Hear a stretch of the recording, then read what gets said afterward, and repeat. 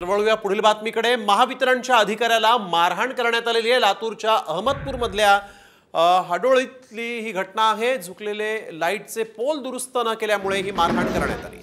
मारहाण करणाऱ्या तरुणाविरोधात गुन्हा दाखल करण्यात आलेला आहे। झुकलेले लाईटचे पोल दुरुस्त न केल्यामुळे महावितरणच्या अधिकाऱ्याला मारहाण करण्यात आलेली आहे। तरुणाविरोधात आता गुन्हा दाखल झाला आहे।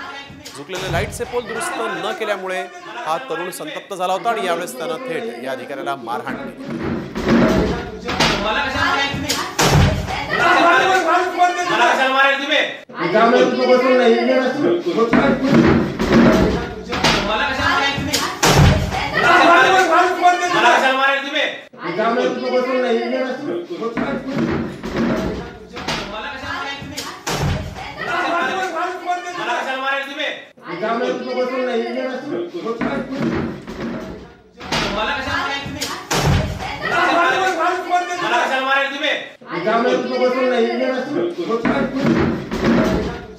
आपण बघतोय लातूरच्या अहमदपूर मधली घटना आहे। या तरुणाविरोधात गुन्हा दाखल झालेला आहे।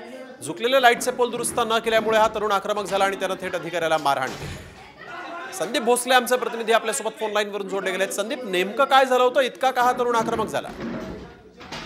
नक्कीच आपण जर पाहिलं तर लातूर जिल्ह्यातल्या अहमदपूर तालुक्यातील हातुती या ठिकाणचं जे हाऊस आहे, या ठिकाणी कनिष्ठ अभियंते आहेत, त्यांना मारहाण झाल्याची घटना झाली आहे।